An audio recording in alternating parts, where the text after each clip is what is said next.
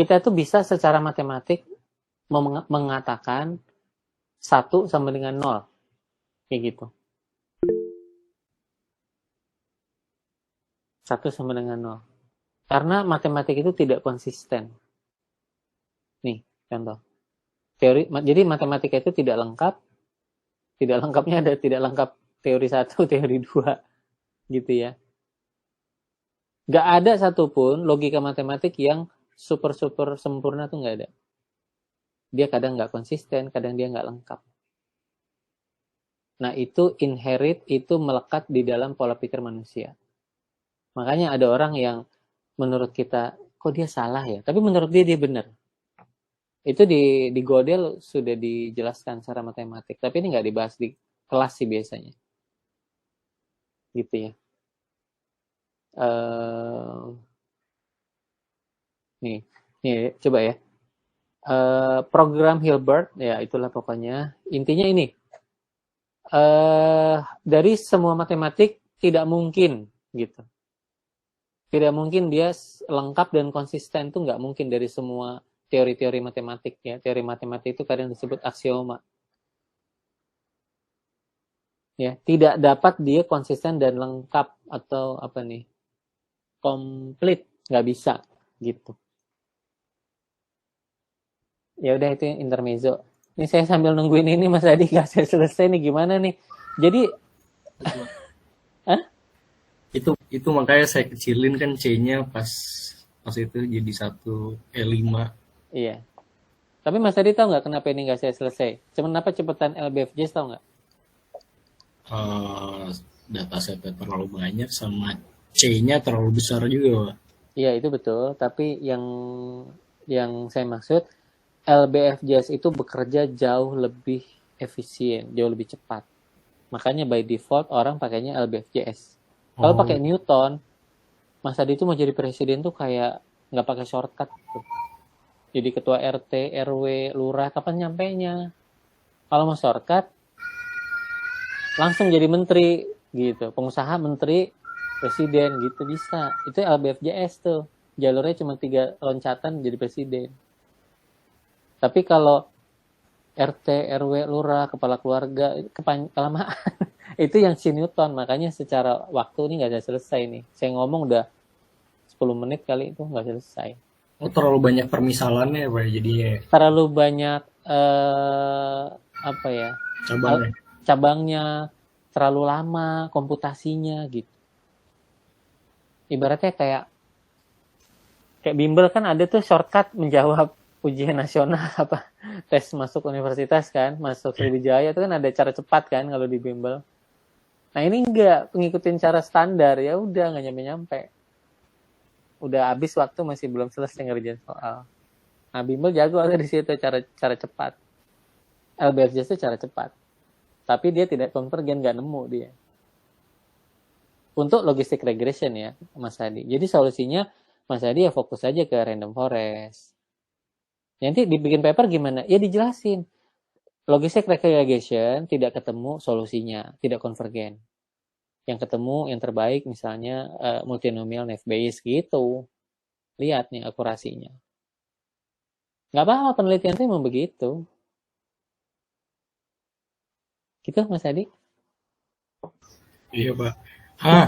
Pas ini Pak, pas saya split training data sama tes datanya 80/20, si multinomial DB itu malah ini Pak, malah turun jauh Pak, jadi 0,50 Pak, 50% Pak.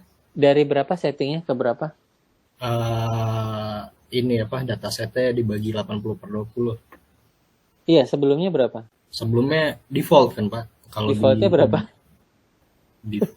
Saya nggak tahu sih Pak defaultnya berapa. Nah, kita harus tahu defaultnya berapa.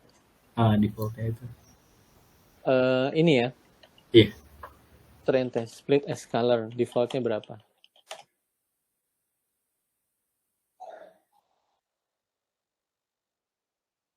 Nggak ada ya defaultnya. Defaultnya harusnya ada ya, bantuin saya ya.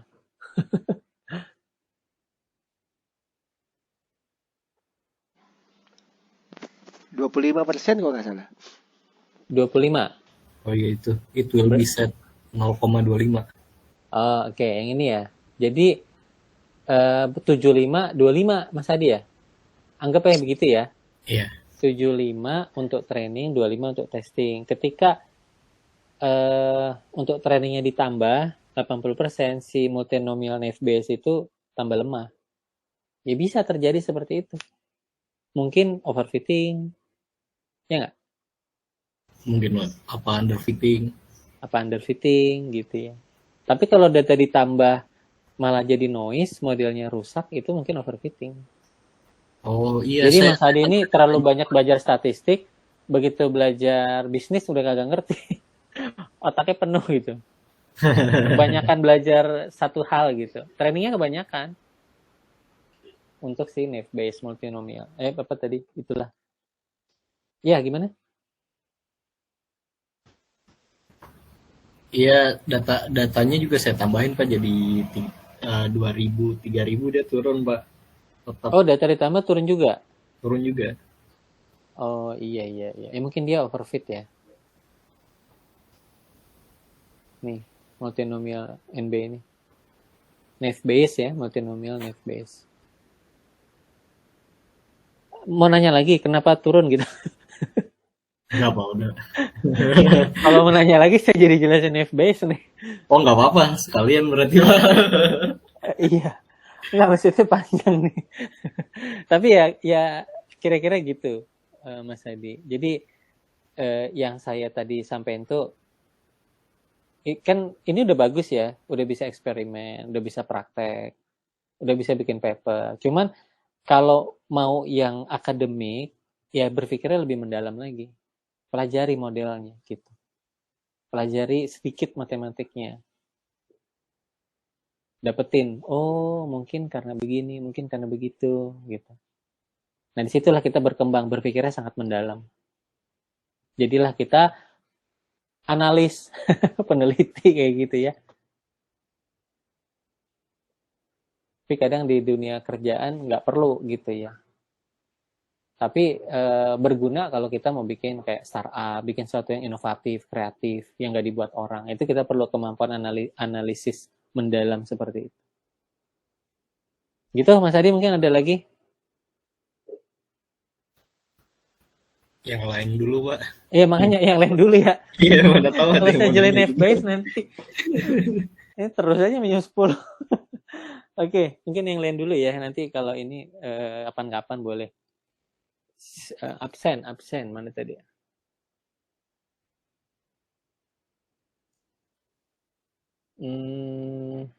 Mas Faiz ada nggak?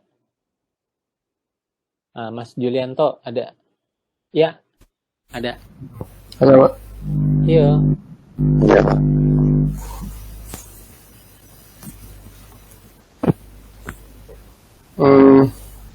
Mau tanya Mas Iva.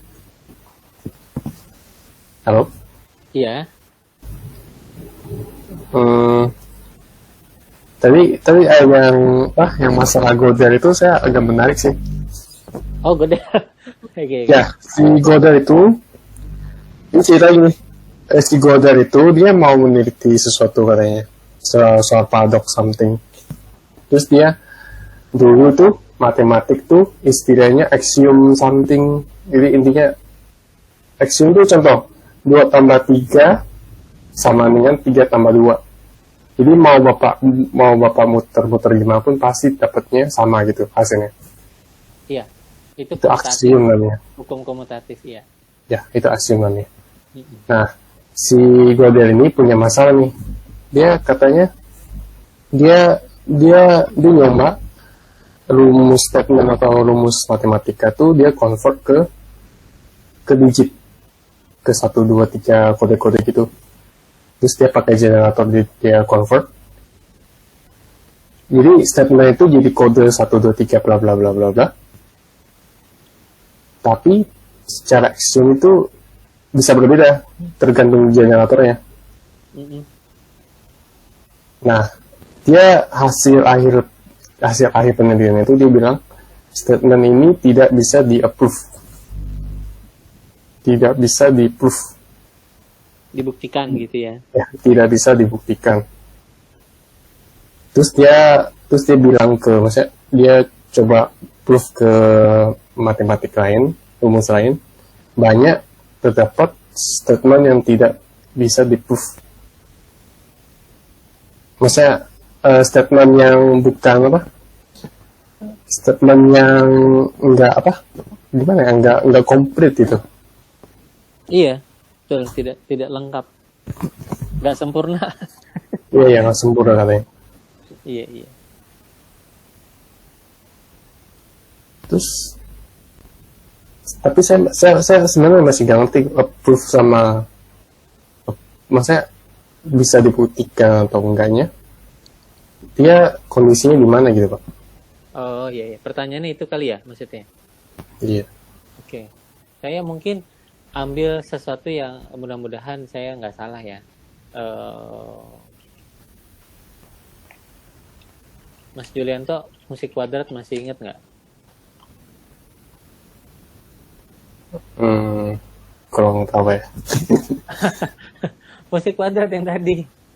Fungsi yang kuadrat tadi. itu sesuatu Iya. yang di kuadrat gitu. Oh iya. Jadi ada fungsi kuadrat. Biasanya Y sama dengan X kuadrat. Nah, buat apa nih? Buat main basket. Tuh. Jadi kalau, waduh, gambarnya.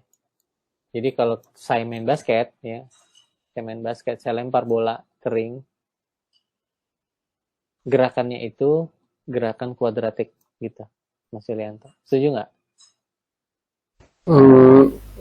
Iya. Dulu IPA apa IPS? Saya SMK, Pak. SMK belajar fisika nggak? Multimedia, Pak. Nggak belajar fisika ya? Fisika ada. Cuma dasar. Iya, fisika itu Y sama dengan Y0 ditambah V0 kali waktu kecepatan dikurang setengah gravitasi waktu kuadrat. Ini rumusnya. Pernah lihat rumus kayak begini? Mungkin Pak, cuma lupa kayaknya. Iya, ini fungsi namanya fungsi terhadap waktu. Boleh Y, boleh F. Simbolik aja. Maksudnya kuadrat T-nya ini di sini nih rahasianya. Nih, ada T kuadrat di sini. Tuh. Oke. Jadi rumus lengkapnya gini. A X kuadrat tambah BX tambah C. Jadi kita bisa menggunakan fungsi kuadrat untuk memodelkan Ronaldo menendang bola, Messi menendang bola, gitu ya. LeBron James main basket, itu gerakannya itu benar-benar dimodelkan dengan ini. Kalau Rusia nyerang Ukraina atau Ukraina nyerang Rusia, itu rudalnya gerakannya itu gerakan kuadratik tuh. By default ya. Tapi dikasih apa tenaga lagi ya bisa berubah-ubah gitu gerakannya. Tapi by default kuadratik, fungsinya sangat fisika sekali. Jadi rumus kuadratik ini rumus yang sangat fundamental gitu, sangat mendasar. Termasuk gerakan bumi mengelilingi matahari dan sebagainya itu sangat kepake gitu ya. Itu baru cerita di dunia sehari-hari. Nanti dia di termodinamika, di bagaimana mobil itu bisa berjalan, mobil listrik itu bisa menggunakan energi listrik, itu ada juga tuh fungsi-fungsi kuadrat. Jadi matematik itu di engineering itu sangat kepake. Cuman kita nggak usah bahas detail ya, saya juga nggak tahu persisnya. Maksudnya saya perlu waktu untuk menjelaskannya gitu ya. Nah, sekarang gini, Mas Yulianto udah tahu bentuk fungsinya kan? AX kuadrat tambah B tambah C. Itu fungsi kuadrat. Iya, Pak.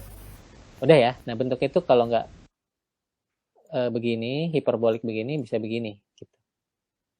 Ini pelajaran SMA nih. Kayaknya di SMK juga belajar lah, ya nggak? Iya, Pak, belajar. Nah, cuman dipakai apa nggak saya nggak tahu. Dipakai nggak, Mas Yulianto? Selama hidup. Dipakai buat lempar komputer, Pak. Lempar komputer. Iya. Oke, nah fungsi kuadrat ini sudah diteliti oleh beberapa ilmuwan matematik, gitu ya kan. Di antaranya ya Isaac Newton dan lain-lain. Saya nggak hafal siapa aja tuh. Mungkin ada René Descartes segala macam. Intinya saya nggak hafal sih, saya nggak tahu. Nah, dia turunkan aksioma-aksioma. dia turunkanlah teori matematik, bla bla bla. Jadi nggak bisa saya ngomong orang Indonesia itu rajin-rajin, itu nggak bisa. Saya harus jelasin dulu, budaya Indonesia adalah gotong royong. Budaya Indonesia adalah saling menghormati. Baru saya turun itu maksudnya saya ekstrak informasi baru, berarti orang Indonesia itu rajin, ramah gitu ya. Matematik juga sama, nggak boleh nulis rumus tiba-tiba, harus ada aksiomanya, harus ada perjalanan teorinya, baru ketemu. Nah, yang saya mau bahas sekarang adalah misalnya kita dalam suatu situasi. Misalnya kita dalam suatu situasi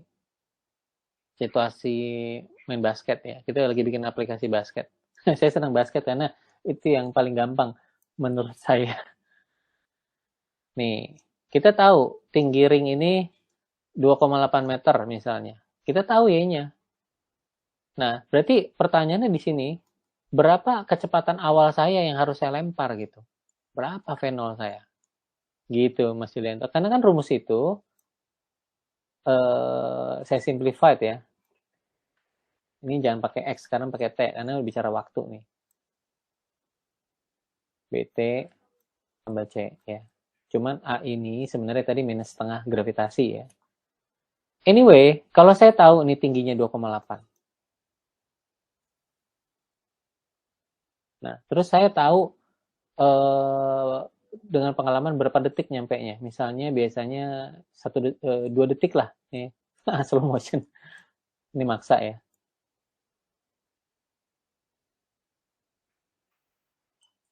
Nah, saya mau cari C, kecepatan awal saya. Ya saya tahu, ini gravitasi. Gravitasi itu di Indonesia 10 meter, biasanya 9,8 meter per second kuadrat. Yang anggaplah 10. 10 dikali 2 detik. Lalu ini sorry, salah, saya mencari B. Ini belum benar belajar fisika nih. Saya mencari B. Saya tahu posisi awal saya nih, tinggi badan saya 1,8 meter. Tinggi badan saya. Posisi tangan saya anggaplah biar cepat 2 meter. Saya mau lempar ke 2,8.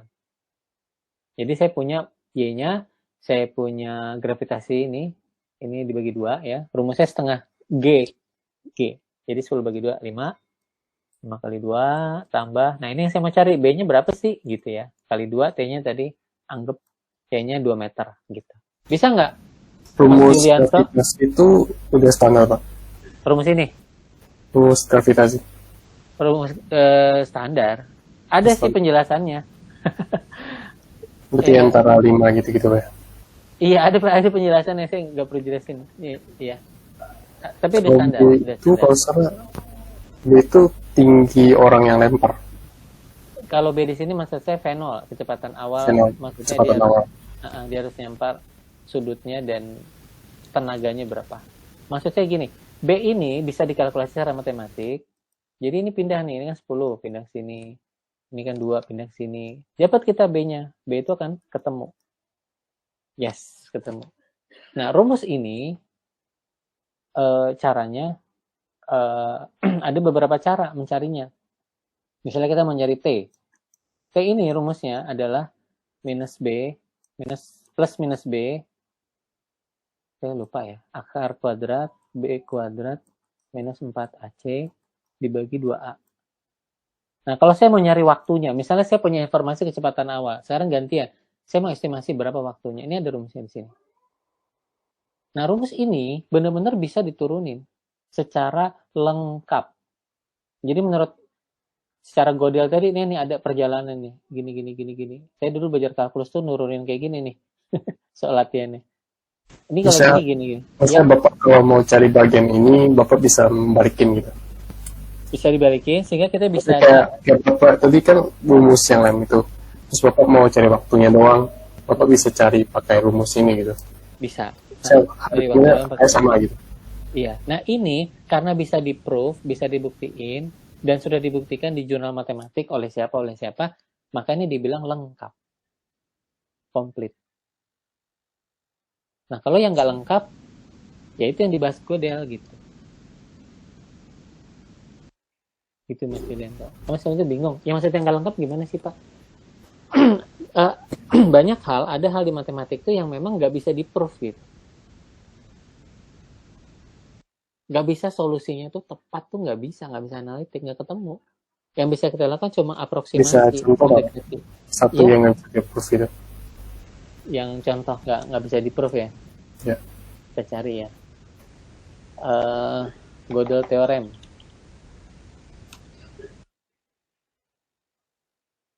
Ini pakai bahasa Inggris nih.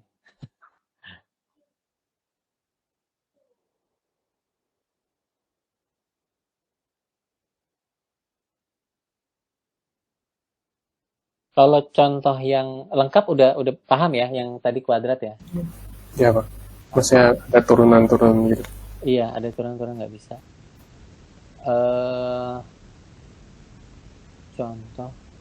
Contoh di PSO aja deh ya. Kan kita pernah belajar PSO ya.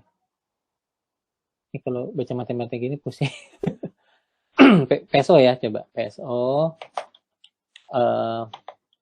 convergence proof ya. Pembuktian matematik itu ada banyak. Mas Julian tuh mungkin pernah dengar. Nah ini kalau kayak dia bisa proof gini ini konvergen. Kalau nggak bisa dia nggak konvergen.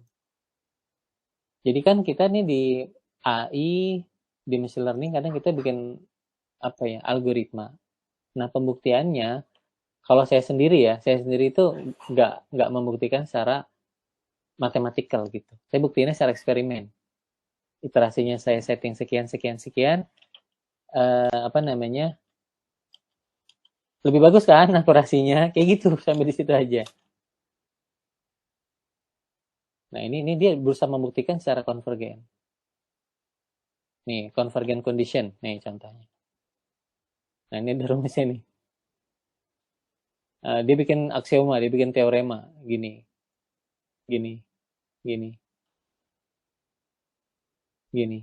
local convergence.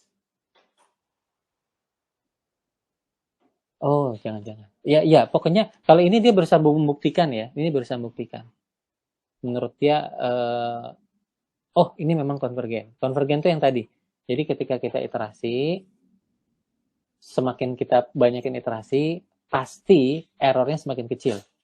Itu Mas Julian itu paham ya? Yang itu ya? Itu maksud konvergen. Nah, di matematik ini ada banyak sekali teori, rumus, segala macam gitu ya. Apa ya contohnya ya? Yang teorema Gödel ya. Kita cari aja deh example of Gödel incompleteness gitu ya. Concrete example. Ini kali ya.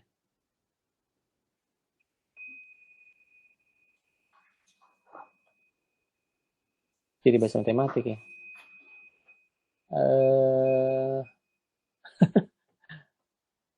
Some very simple. Ini contohnya. Proportional calculus. Nih contohnya nih. Kita pernah bahas nggak ya, Mas Julian tuh ya, proportional calculus. Tapi kayaknya dikit deh. Yang first order logic kayak gitu-gitu. Belum ya. Belum ya? Belum. Kayaknya ada deh. Tapi mungkin nyerempet kali. Nih, proportional logic. Proportional logic. Proportional logic itu maksudnya dari proportional calculus, cuma calculus lebih dalam gitu pembahasannya. Saya cuma ngasih contoh doang sih. Nggak bahas dalam-dalam amat. Coba proportional logic. Nih, logika proposisi ya, proposisi logika proposisi. Nah, ini contohnya. Di sini dijelaskan every quantifier free formula is ini. Suatu quantifier, maksudnya formula yang nggak pakai quantifier itu bisa true, bisa false gitu. Ini contohnya. Karena dia bisa true, bisa false. Jadi dia nggak bisa kita pastiin dia true. Kita nggak bisa pastiin dia false gitu. Kayak kuantum gitu. Kuantum, iya kuantum. Iya, bisa. Kuantum itu lebih ke probability sebenarnya. Jadi di kuantum itu ada namanya prinsip ketidakpastian Heisenberg. Maksudnya, ini nggak apa-apa ya, kita nyerempet kemana-mana dikit ya. Ini ada atom hidrogen. Hidrogen itu terdiri dari satu proton, satu elektron. Nah, kalau model dari zaman dulu, tahun 100 tahun yang lalu, elektron itu mengelilingi proton seperti ini. Seperti bulan mengelilingi bumi ya, Mas Julianto ya? Atau Ya, Pak. bumi mengelilingi matahari. Ini model dari atom zaman dulu tuh, John Dalton segala macam, Niels Bohr mungkin.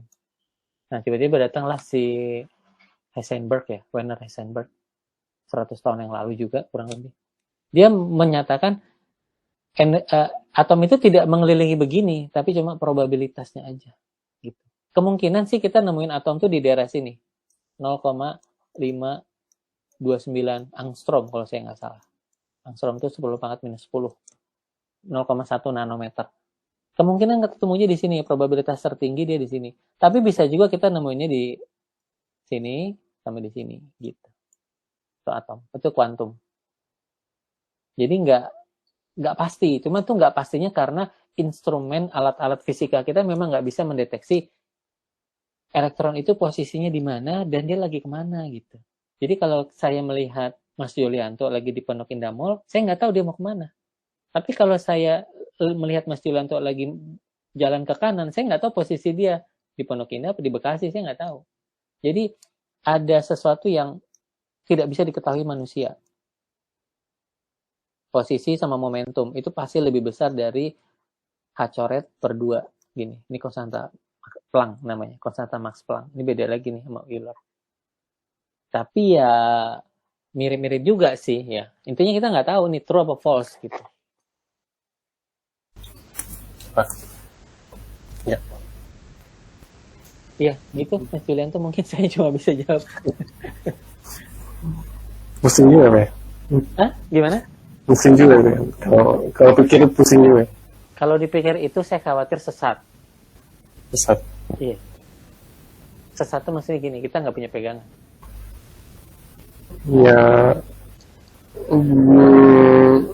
Kita kan percaya nih.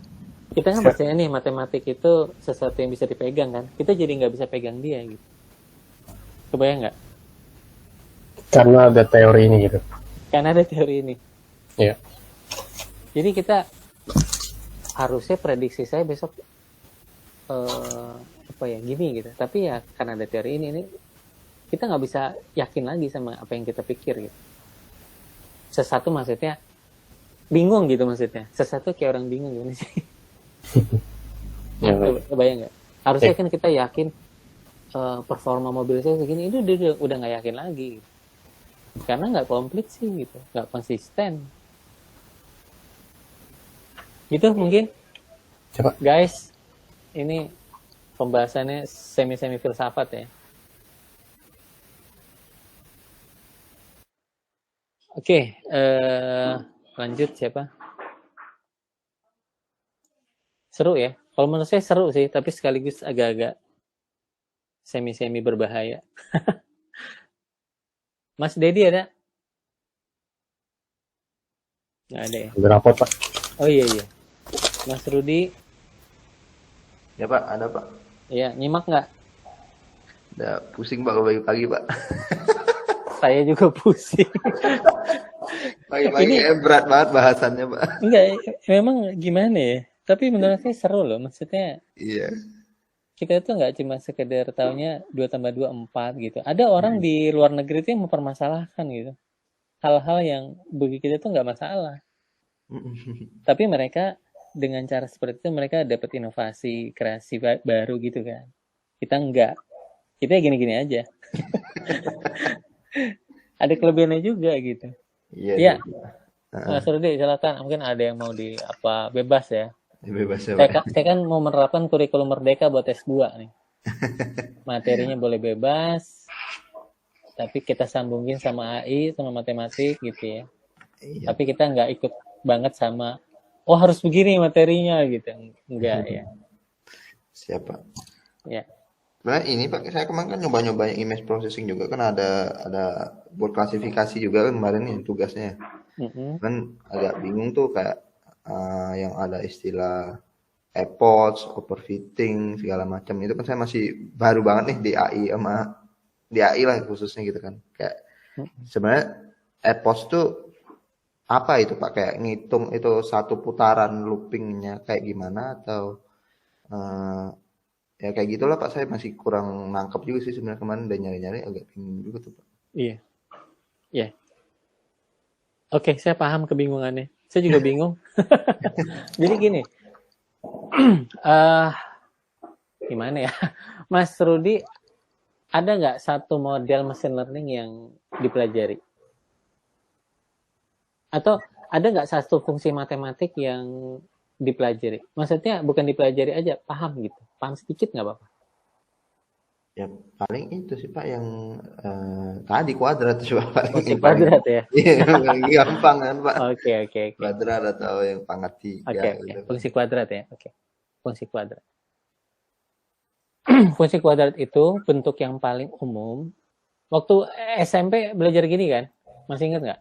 Iya, AX kuadrat plus BX kuadrat Tambah C. C. Ya. SD, SMA belajar ini kan? Iya nggak sih? Iya Pak, ya. SMP. Iya. Harus iya ya, tapi Nah, tapi buat apa gitu loh. nah, Jadi kan ini kita punya X, kita punya Y.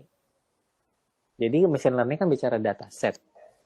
Ya enggak? Kita punya observasi, kita punya database, kita punya rekod transaksi, rekod operasional kegiatan kita, ya enggak? Tadi tanya apa sih image processing ya? Klasifikasi ya? iya klasifikasi ya Pak. Nah, kalau di klasifikasi image processing input X-nya apa, Mas? Ini Mas Rudi. X X-nya apa? Inputnya, maksudnya inputnya apa? X itu input ya. gambar ya Pak ya? Bukan. Gambar, tapi kita pecah lagi gambarnya. Jadi pixel. Boleh ya? Ya, Nah, Y-nya apa? Y-nya bentuk atau ukuran kali Pak ya? Kelasnya, kategorinya. Kelasnya, ya kategorinya iya Ya, kategorinya. misalnya apa? Klasifikasi apa? Misalkan kayak yang di training yang di latihan kemarin anjing sama kucing gitu. Anjing atau kucing ya. Anjing itu kalau untuk matematik jangan dibilang anjing kucing. Fungsi nggak bisa ngeluarin string. Bener nggak? Iya. Ini kan kali bagi. Ya pasti harus angka. Ya udah, sekarang kasih legend, kasih perwakilan. Dog itu mau berapa? 1, 0, Dok itu 1 contohnya. tuh. Kucing? Kucing 0 ya. 0. Ya gitu. Jadi kita fokusnya di 1, 0 aja. Ya. Kayak misalnya kumpulan pixel pertama dog 1 ya. Berarti nilainya berapa tuh pixel? Biasanya nilai pixel antara 0 sampai 255. Karena sensor kamera masang 8 bit. 2 pangkat 8 kurang 1 ya 255. Jadi kumpulan pixel nih, pixelnya berapa kali berapa? Kalau di HP ya bisa 3.000 kali 4.000. Saya nulis segini 12 juta nggak kepegang nih. Saya tulis aja lah. Dikit ya, 120, 100. Ini kumpulan pixelnya nih. Nah inilah dog gitu. Gambar pertama yang ada di folder kita. Di folder kedua kucing. Ya ini saya nggak salah aja 10. Ya, kita kan nggak tahu juga. Pixelnya berapa tergantung data kita. Tergantung datanya. Sampai sini paham nggak? Ya paham. Nah, kita fitkan lah pixel ini. Yang sekarang rumusnya udah bukan Y sama dengan AX, tapi A kali pixel gitu. Iya. Ini kan sekarang Y fungsi dari P gitu kan.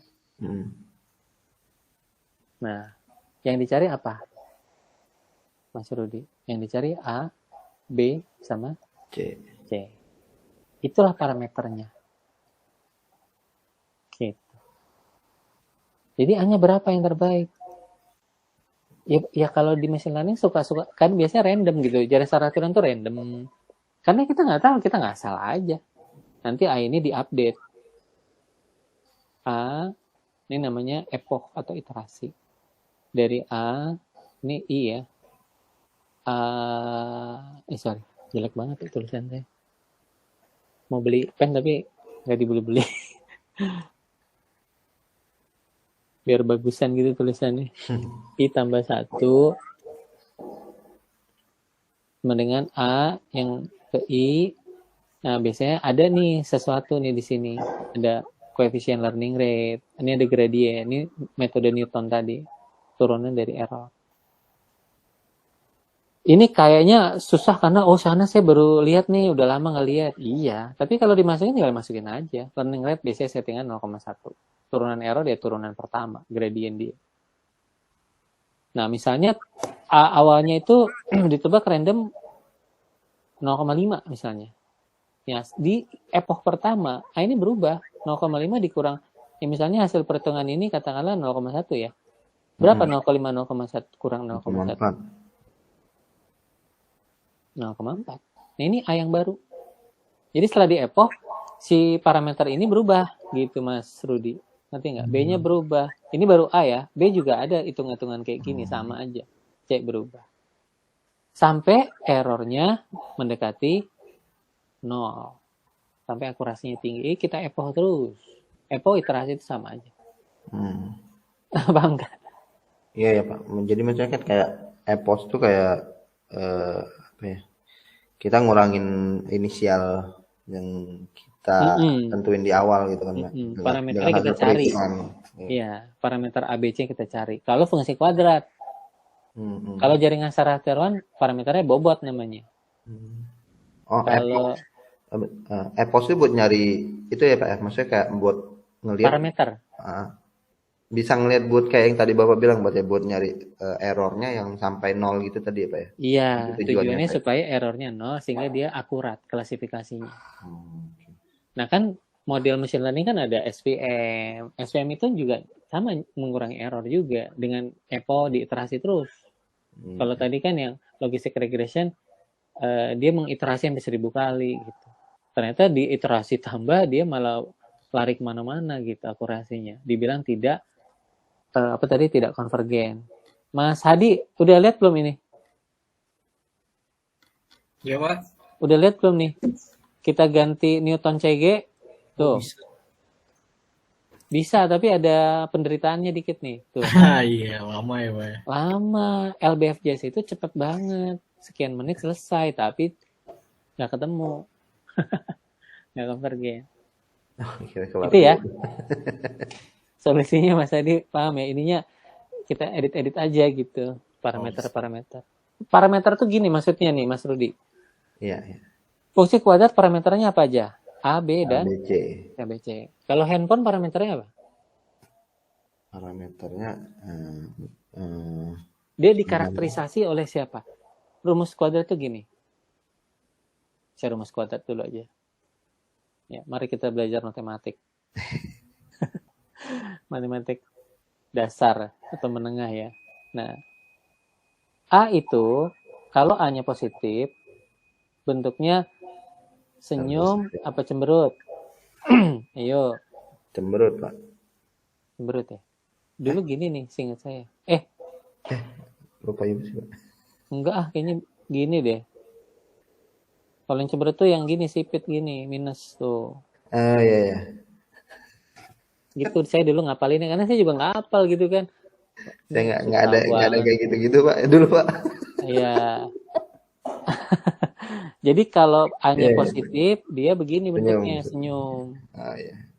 Kalau dia A-nya negatif, A-nya kecil dari 0, susah banget ini mouse-nya.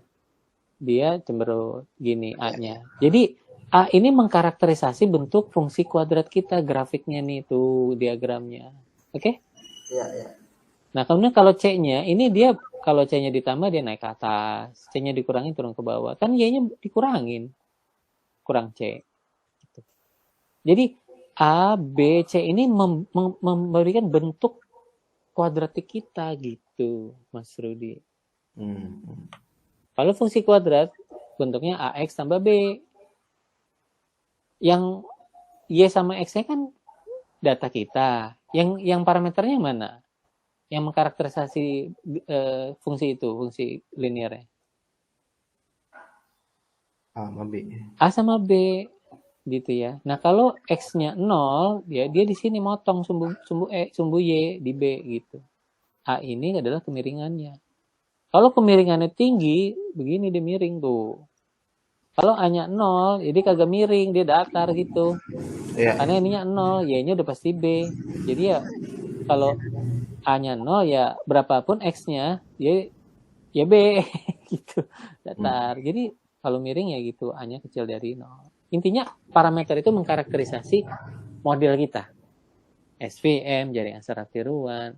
Jadi kita mencari yang akurat itu tergantung parameter. Nah, parameter di machine learning itu banyaknya minta ampun. Yang pertama, bentuk dari fungsi matematiknya. Kedua, algoritma pembelajarannya. Ketiga, epochnya berapa iterasinya. Jadi kalau udah dikasih parameter di sini, argumentasi, kan kita belajar fungsi di pemrograman kan ini bisa diubah dong. Kayak tadi Mas Adi, saya mau ganti nih Pak, ininya nggak 1S9. Ya boleh, itu parameter salah satu. Solvernya, LBFJS ganti Newton CG, ya boleh. Itu salah satu parameter. Max iter gitu kan. Nah, kalau di random forest, apa nih Mas Adi yang di parameternya? Yang disediakan oleh Skitler. N estimator doang. Iya. Di NB nggak ada. Nggak ada yang bisa di-adjust tuh. Ya kan?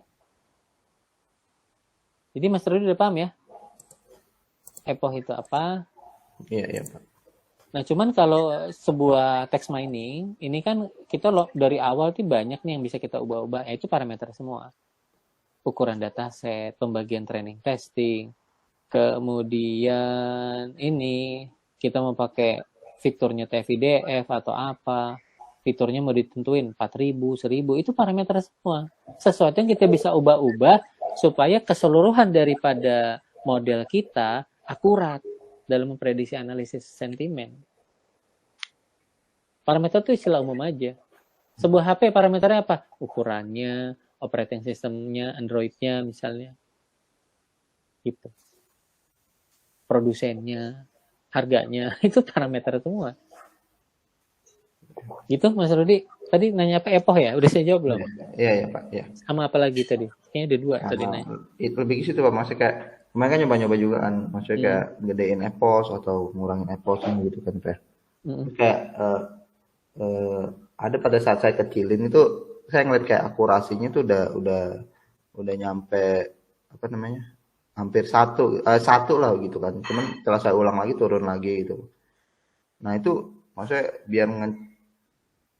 maksudnya yang bagus eposnya itu berapa kali itu kita harus ngeliat dari mana sih Pak?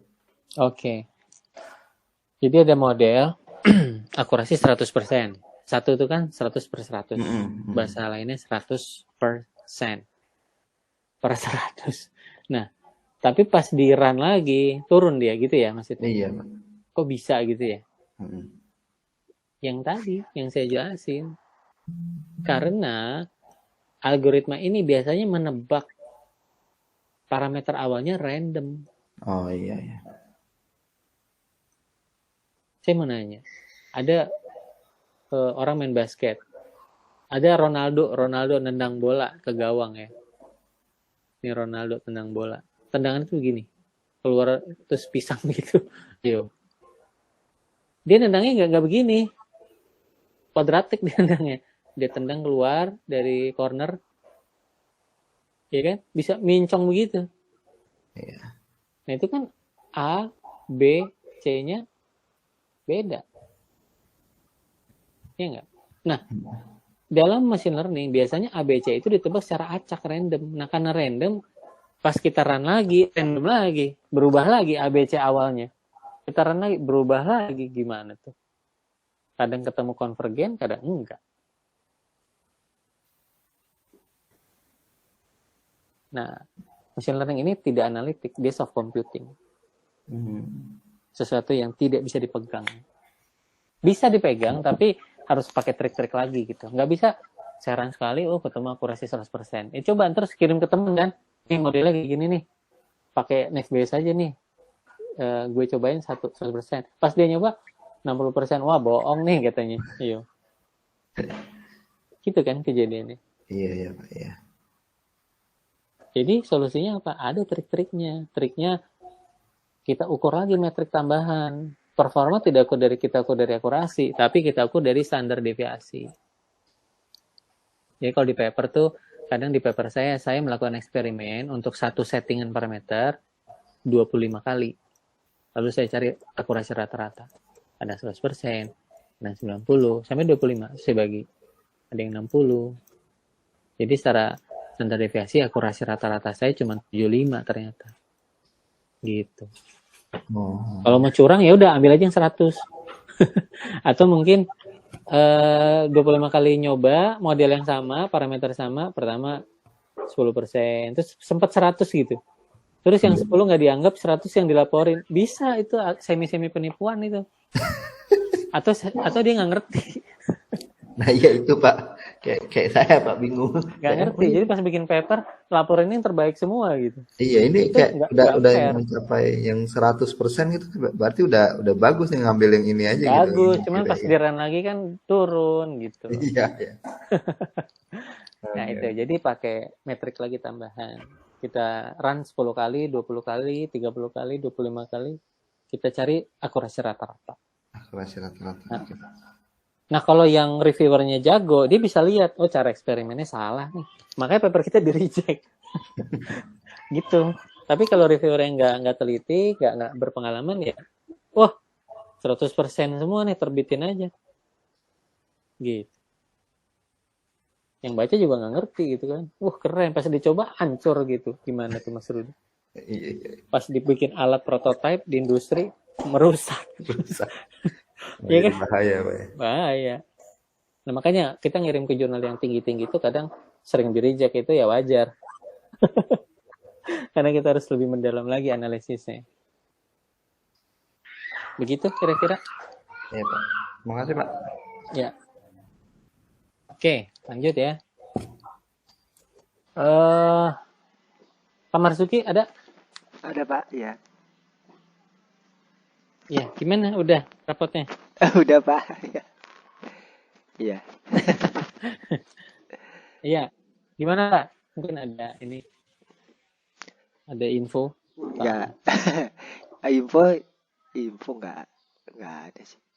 Cuma kalau ini aja sih, Nggak ada. kalau nanti kalau kirim jurnal sering di reject tuh jangan sakit hati itu sebenarnya. Walaupun sakit hati sebenarnya. Oh, tips ya.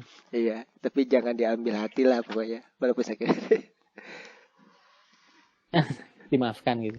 Maafkan aja. Jadi tapi kita Jadi jadi kan saya udah lebih jelasin. lebih paham sih jadinya Pak. Bener. Tadi awal-awal kan Iya. kita bikin simulasi terus submit, terus reject, baru juga submit langsung reject gitu.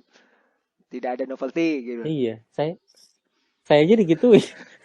Saya bilang tidak ada novelty. Masa ini udah kerja lama, ini udah mingguan masih gak ada novelty di mana gitu. Jadi kita jadi paham sih. Jadi pelajari terus algoritmanya jadi oh jadinya ada di sini, ternyata kita bisa tuningnya di sini gitu aja sih Pak. Gitu. Iya. Nggak ada sih Iya, kalau sama dari- kayak ngelamar kerja. Iya. Ngelamar kerja kan gitu. Disuruh bikin yang kita nggak bisa bikin. Habis itu turunin gajinya. Ini programmer junior nih kalau begini katanya. Gitu ya. Sama jurnal juga. Tapi kalau jurnalnya banyak juga sih jurnal yang main terima-terimanya juga ada juga sih. Kemarin yang seminar ngirim nggak di review kan? Iya, ada Kirim, review. tapi kemarin tuh baru kirim sertifikat aja tuh dari Ikramletnya ya. Sertifikat ikut serta seminar gitu. Iya, maksudnya dia nggak ngasih feedback, ini bagus, novelty, nggak ada. Iya, kalau Kirim itu ya udah diterima. belum nggak tahu tuh terbit di mana ya Pak ya yang gitu. Ikramlet itu. Lagi diurus katanya. Hmm. Lagi diurus. Hmm. Iya. Soalnya kalau yang Ya mungkin. nasional aja kayak Sinta 2 aja itu susah banget tuh buat masuknya itu. Iya, karena reviewernya orang-orang yang berpengalaman, itu bahayanya kali. Padahal saya pakai nama Bapak itu Pak di situ sebagai penulis ketiga itu. Pakai nama saya, tapi kan dia baca kontennya. Ayo, sekarang gini. Kontennya dikasih ke saya nggak? Enggak sih. Yang review nggak? Enggak sih Pak. Saya Nah, itu pede dia. aja sih awalnya langsung submit aja. Iya, saya tuh kadang review jurnal Q1 di Springer gitu ya. Iya. Jurnal Q1 di seluruh dunia tuh kan ada jurnal apa tuh mathematical imaging atau apa. Saya di reviewer kadang di Elsevier apa gitu. Seringnya saya di Springer sih. Itu saya nggak peduli yang ngirim itu siapa. Yang ngirim itu mau profesor, mau orang yang terkenal, saya nggak peduli. Pokoknya kalau isinya menurut saya harus di reject, saya nggak nge-reject. Pernah sih saya reject, tapi saya biasanya kasih major revision gitu. Jadi saya kasih revisi tapi major gitu, parah gitu. Misalnya dia bikin kayak algoritma berdasarkan gravitasi. Kebetulan kan saya S1 saya fisika, jadi saya agak ngerti gravitasi itu kayak gimana, molekular kinetik, energi gimana. Dia salah konsep dasarnya. Walaupun eksperimennya benar, tapi saya komen, ini secara inspirasi fisikanya salah, major gitu. Iya. Terus revisi pokoknya review setahun ya kurang lebih. Terus akhirnya revisi kedua saya bilang minor revision, revisi tinggal dikit. Nah, yang reviewer satu lagi tadinya minor jadi major, terus dia nge-reject kalau nggak salah. Akhirnya udah ter-reject lah. Kasian kan? Jadi Udah lama setahun ya. ngirim Iya. ke jurnal, setahun kirim ke jurnal Q1 ke Springer kalau nggak salah itu nggak diterima. Terus dia terbitin di Elsevier Q1 juga kalau nggak salah. Wah parah nih memang Terbit dunia. tapi ya Pak ya kalau di tempat lain. Terbit. Tapi saya tahu ini paper yang saya review gitu. Jadi kadang nasib gitu. Betul Pak. Ibaratnya kayak kita di review sama orang India tuh kejam-kejam kadang. Iya, saya nggak bilang orang India kejam ya, tapi pengalaman saya dapat yang kejam ya kejam, dapat yang baik ya baik gitu. Saya pernah terbitin di Inner Science, penerbit Inggris. Itu 3 tahun baru terbit. Masya Allah. Review pertama tuh kalau nggak salah yang didaftar jadi reviewer tuh 12 orang kalau saya nggak salah. Mungkin ada komennya puluhan apa hampir 100 komen saya itu. Sengsara banget waktu itu. Tapi ada juga yang saya kirim kayak ke Bulgaria 2 bulan terima. Gitu ya. Maksudnya tapi nggak Q1. Tapi ya. Tapi terindeks Scopus Pak. Scopus. Ah itu APC-nya terjangkau nih Pak. Ada nggak Pak? Gratis. APC terjangkau. Gratis. Yang lagi Inggris ya? tuh Inner Science gratis, yang Bulgaria tuh gratis. Tidak semua Scopus itu nyari duit. Tidak semua publisher nyari duit. Kadang dia subsidi dari kampusnya. Gitu. Jadi dia memang cari akreditasi. Ya udah dia ngurus jurnal. Tapi ada yang nyari duit kayak yang Indonesia tuh nyari duit tuh. Hah? Elsevier kan nyari duit kan? Elsevier gratis. Mostly gratis. IEEE gratis jurnal. Yang conference. Kalau nyari duit, kalau conference beda. Conference itu memang seminar. Kalau yang conference kumpul di gratis hotel. Kan maksud Bapak? Iya, jurnal tuh ada yang bayar, ada yang gratis. Jadi Pak Marzuki mestinya ini dikirim dulu ke saya. Ini main kirim aja. Satunya reviewernya. Enggak reviewer gitu. Pak, masih editor Pak. Oh, jadi editor. ceknya langsung editor itu Pak. Editornya tapi kan udah dari kampus lain kan. Yang jurnal yang saya kirim itu, yang editornya teman saya itu bukan? Bukan Pak. Saya kirim di Brawijaya. Kan hanya ada orang Brawijaya nih. Tapi yang reject itu orang bukan kampus Brawijayanya. Tapi dia sebagai editor di sana gitu. Langsung aja begitu seminggu. Cepat sih memang dikabari seminggu. Kan di sana ada super fast track ya, bayar 1,5 juta. Jadi bisa tahu seminggu itu hilang aja dia 1,5 juta cuma langsung ke reject. Oh, 1,5 juta tuh udah harus bayar. Jadi kalau normalnya kalau mau yang APC gratis terbit baru bayar itu 500.000 aja di Brawijaya itu JTI IK. Cuma ada yang dia model fast track itu sekitar 1 juta, super fast track itu 1,5 juta. Tapi dalam seminggu itu udah ada kabar gitu Pak. Gitu. Tapi disuruh bayar. Tapi bayar dulu dan baru masuk ke pengajuan dulu. Saya pengajuan email terus dia oke, suruh transfer 1,5 juta. Benar pas seminggu sama dia. Tapi reviewernya kan tetap yang lain ya. Langsung reject aja keterangannya. Tidak ada novelty pertama, yang kedua Uang kita hilang. hilang. Hilang, Oh, Pak. bagus tuh dia biar cepat kaya deh mudah-mudahan. Kita doain. Keras Wah, berarti. Iyalah, serem juga tuh Pak ya. satu orang 1,5 juta, kalau 100 kaya dia. Saya kan komplain ke Langsung yang kaki itunya, cuy, yang cepet ke ya. ya memang dia nggak bisa Boleh apa-apa, sih dia dia. bilang gitu. Ke yang si Brawijaya ini saya komplain kan. Ini kok Iya, saya maksudnya dia cuman ngurusin review cepet aja, editornya kaya gitu. Biaya dia capek ngurusin. Seminggu tuh juga nggak lama menurut saya. 1,5 juta. Ini aja Pak Marzuki kirim saya dulu. Kirim saya dulu.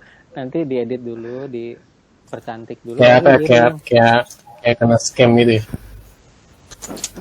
Iya, ini bukan scam sih, scam resmi nih. Ini scam kayak resmi ya. udah Kitanya emang, tapi di dibilangin situ ya, emang udah dikasih jadi tahu, setengah doang. iya. Tapi Scam belum tapi tentu resmi diterima gitu. gitu ya. Udah diinfo kalau ikut dengan Jurnal ini mengikuti ya? fast track atau super fast track tidak menjamin jurnal akan diterbitkan atau diterima gitu, dia bilang kan gitu di JTIK itu. Akhirnya saya pede aja kan. Saya ternyata Jurnal Teknologi Informasi dan Ilmu Komputer ya? iya Pak, yang UB itu Brawijaya benar.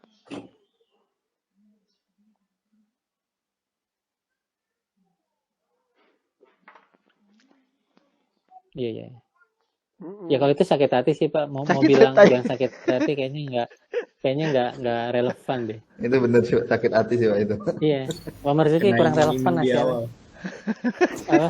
Kalau di reject jangan sakit hati tadi. Enggak, karena Kayaknya nggak jurnal bisa. sebelumnya kan Iya. dua kali sekali reject, terus saya submit lagi tempat lain, masuk kan, terus ada revisi minor, ya, revisi terbit tuh, walaupun terbitnya masih nanti di Oktober.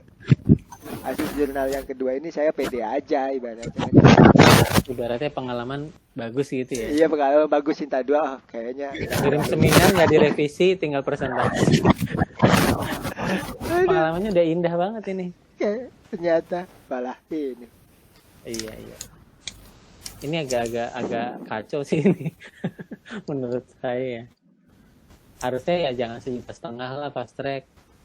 100.000 nggak apa-apa lah gitu. Kan ini saya menolong mahasiswa, menolong dosen lain gitu kan. Saya ngurusin seminggu 1,5 juta. Iya Pak, Kalau sama Pak ya, masuk Resti juga ratusan gitu Pak. gimana? Resti malah 2 juta dia. Fast track, Resi tapi nggak bayar di awal. fast tracknya bayar Pak, 2 juta. Enggak, maksud saya nggak bayar di awal gitu. Bayar itu kalau diterima kan. Setahu saya Resi nggak sekejam ini. Resti yang jalur biasa, iya. Coba deh, cek deh. Saya tadinya mau coba Yang fast Resti tracknya atau JTIK, selisih gope, saya cari yang murah dikit kan. Ternyata malah apes, Samsung. Aduh. Nggak, Resti dicek deh. Resti waktu submit nggak bayar kan? Saya enggak. Tadi Diterima tadinya berbayar. pilihannya antara Resti atau JTIK kan. Kalau fast tracknya Resti 2 juta. Kalau JTIK Iya, super iya. fast track aja cuma 1,5. Saya pikir saya ambil yang selisih lebih murah, tapi malah apes. Situ. Iya, iya. Tapi Resti cepet sih. Resti berapa bulan? Iya Ada cepet pengalaman? ya. Coba ya. Dia minggu udah dapat review. Coba nih Resti ya. Special service. Nih, router receive 1-7 hari sama ya. Ya sama kan? The service affect the publication fee. Jadi ini biaya publikasi yang kena, bukan submit. Oh, beda wah, dong, gitu loh. kurang Inggrisnya ini jadinya. Ini kurang teliti aja. Jadi ini efeknya biaya publikasinya 2 juta. Nah, kalau yang tadi Biaya joki tadi. yang semi scam resminya Iya. itu submit aja bayar. Iya. Terus uangnya angus. Coba kejam sekali gitu loh. Pak Marzuki salah tangkap kali. Mungkin Pak Coba Marzuki cek. gitu. Coba cek lagi deh. Ada tulisan apa gitu. Yang ini ya Pak Marzuki ya? Iya, yang super fast track-nya Mana super fast di track infonya? ini di V apa? Tentang V pokoknya di apa publication V detail publication detail tuh Pak. Yang detail ada detail tulisan detail tadi. Ya. Tadi Pak di atas tadi ada tulisan detail tuh di banner atas di bayar. Nah itu kan ada bawah detail tuh di publikasi harga sebesar 500.000 iya. Ya. Terus kok biaya dibayarkan setelah diterima kan? bukan tuh? bukan ke mana ya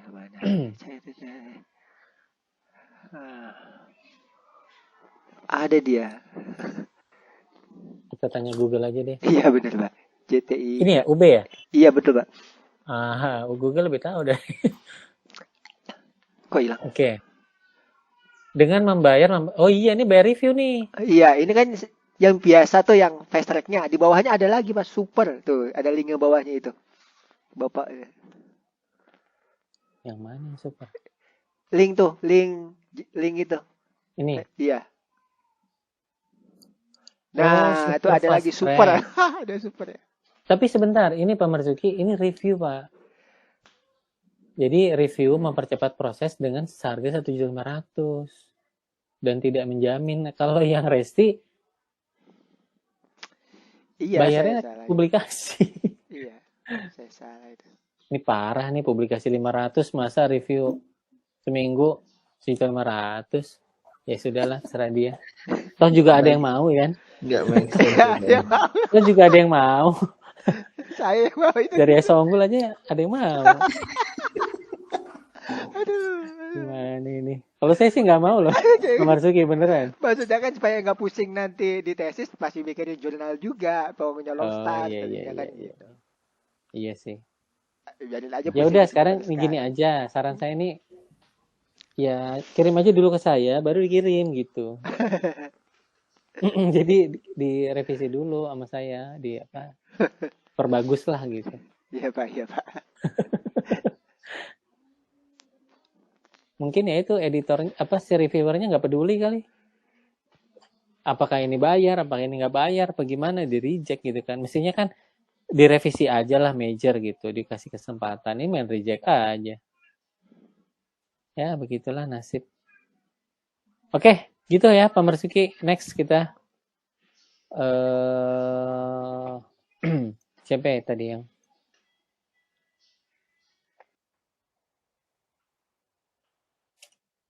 nextnya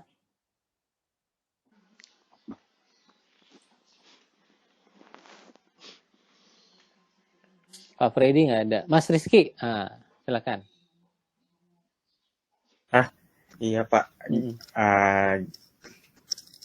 itu ya Pak, saya pengen tanya ini sih, pertanyaannya, bukan pertanyaan juga sih, tapi lebih kayak kalau yang saya dengar dari tadi nih yang dibahas ada tentang fungsi kuadrat, hukum komutatif, incompleteness Gödel. Iya.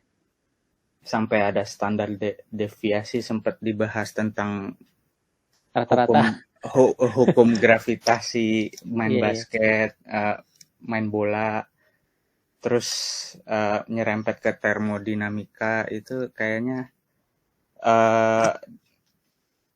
membahas kayak dalam perhitungan hukum matematika ini kayaknya diharapkan bisa lebih teratur ya dari waktu ke waktu. Jadi kayaknya yang saya tangkap gitu kalau itu kan termodinamika tuh berhubungan dengan mesin ya Pak ya? Iya, tentang energi, mobil, kalori. Ya. Itu diharapkan dari awal terbuat hukum itu sampai sekarang bisa bermanfaat, diharapkan kan bisa jadi teratur ya, sama dengan kayak manusia dapat berpikir terus-menerus gitu yang tadi dibahas dari awal, yang sehingga kita terbiasa untuk istilahnya otomasi ya Pak. Mm-mm. Ya diharapkan untuk bisa menjadi lebih baik ya. Iya. Itu aja sih Pak yang saya tangkep kayaknya. Maksud teratur itu apanya? Ya bisa menjadi lebih baik untuk menggunakan mesin atau Teori. teori dan segala macamnya. Oh, sekarang belum teratur nih. Kan kalau saya mah masih pengen tahu yang dasar-dasar dulu Pak. Yang pertanyaan saya ini Pak, tadi kan Pak Abang Hadi ini udah ngebahas tentang analisis sentimen yang kemarin tugas itu kan Pak. Terus diuji coba bareng-bareng kita lihat. Nah, untuk tahu untuk ganti parameter yang CG Newton itu Pak, Iya. itu gimana bisa taunya ya Pak? Maksudnya model parameternya kan ada banyak banget tuh. Ada CG Newton, terus apa? Oh, kenapa bisa milih itu dan berhasil gitu ya? Iya, maksudnya ada ininya nggak Pak? Mungkin link untuk bisa mengetahui parameter itu Pak, yang kayak Newton, CG dan segala macam. Optimisasinya. Iya, ini kan yang ini tadi ya. Mana tadi? Saya kok bingung sih, banyak banget tulisannya. Testing tadi di training ya. Mana? Ini ya. Nah, ini kan maksudnya. Iya. Iya, jadi gini Mas Rizky ya. Kita kalau belajar programming, kita harus belajarnya memang dari fundamental, dari dasar. Nah, paling enggak, karena kita juga nggak punya waktu belajar dari dasar banget, ya kita baca dari halaman pertama di website ini, di Colab ini. Kita lihat dari awal nih. Di sini ada preparasi data gitu. Datanya di-download dulu. Kita pelajari satu persatu aja gitu. Ini apa sih? Oh, ini dia download data gitu. Nah, ini penjelasannya. Datanya bentuknya Excel, CSV. Nih, ya. 140. Sentimen 140 istilah datasetnya, namanya kumpulan datanya. Jumlahnya ada 1,5 juta. Banyak banget ya. Dan sudah di label. Jadi X-nya itu tweet, postingan, Y-nya positif atau negatif gitu ya. Udah di label nih. Nah, ini proses penarikan datanya. Kemudian di sini mulai apa nih? Training ya. Training. Dia bagi beberapa tahapan. Yang pertama dibaca dulu datanya. Read data pakai library Python. Nah, ini harus belajar library Python. Ada Panda, ada dan lain-lain. Nah, ini kan baca nih, tuh. Ini ditampilin hanya yang data-data awal aja, headnya ada beberapa. Nah, ini cuma positif negatif. Ini penjelasan. Kemudian di sini training nih, Mas Rizky. Training di sini dia bikin vektor dulu, bikin fitur-fiturnya dulu gitu. Nih, dia ekstrak fiturnya dengan sklearn. Sklearn ini kalau saya nggak salah library-nya skitlearn istilahnya. Jadi Mas Rizky harus pelajari bertahap dari dasar. Sklearn ini, skitlearn ini apa? Ini adalah library untuk machine learning gitu. Isinya udah ada SVM, ada macam-macam gitu. Ada k-means kalau buat clustering, ada banyak gitu ya. Nah, yang bahasa Indonesia juga ada nih, belajar machine learning dengan Python skitlearn. Nah, boleh gitu ya. Jadi skitlearn ini bisa ekstrak fitur. Nah, fiturnya TF-IDF nih. TF-IDF Factorizer. TF-IDF itu ada di modul saya slide. Cuman saya ya biasa, karena PowerPoint nggak detail ya.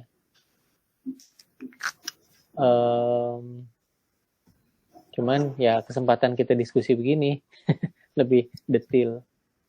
Nih, TF-IDF saya bahas di sini kali ya.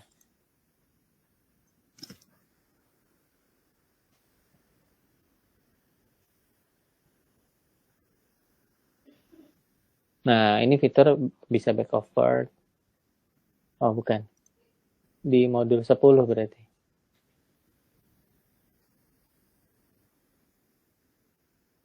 Nih, TF-IDF fitur. TF-IDF itu gini cara rumusnya itu dari sini. Bobot fitur, frekuensi kata itu muncul dalam dokumen keberapa, dan seterusnya. Jadi pelajari dulu satu persatu. Nah, TF-IDF ini fitur itu yang sama kayak coba Mas Rizky, operating system Android 11 ukurannya 6,6 inci, warnanya ini, ada tulisan ini di bungkusnya. Nah, kayak gitu-gitu saya jelasin fitur, maksudnya bisa nebak ini Samsung M20 gitu misalnya. Karena fiturnya banyak gitu. Nah, ini fiturnya ada 4.000 nih Mas Rizky. Defaultnya 1.000 kata Mas Hadi, dia ganti jadi 4.000 gitu. Jadi fitur yang diekstrak 4.000 tuh ya ini. Kata ini, kata itu, kata ini. Di sini katanya tuh ya TF tuh term frequency inverse document frequency. Jadi term itu kata. Dalam tweet ini kan ada kata-kata nih. Consider, you, never, tweet, bla bla bla, sick, today. Nah, ini satu kata ini satu term, satu fitur. Nah, ini ada 4.000 nih dari 0,5 juta twitteran gitu. Tweets. Semakin sedikit ya nggak apa-apa, semakin cepat gitu kan. Tapi mungkin nggak akurat. Asumsinya kalau fiturnya banyak lebih akurat, belum tentu juga. Oh ya, asumsinya begitu ya Pak. Asumsinya begitu, semakin banyak fitur semakin bagus, nggak juga. Orang bisa semakin bingung, noise-nya ke capture gitu. Kayak saya jelasin, MAC address-nya, apalah gitu ya. Terus pabriknya di Cina gitu kan, malah tambah bingung. Ini handphone apa sih yang dibahas? Kok detail banget gitu. Resolusinya bisa 40 megapiksel gitu. Waduh. Gitu ya. Malah bingung gitu. Terlalu detail. Bisa jadi overfitting istilahnya. Nah, kemudian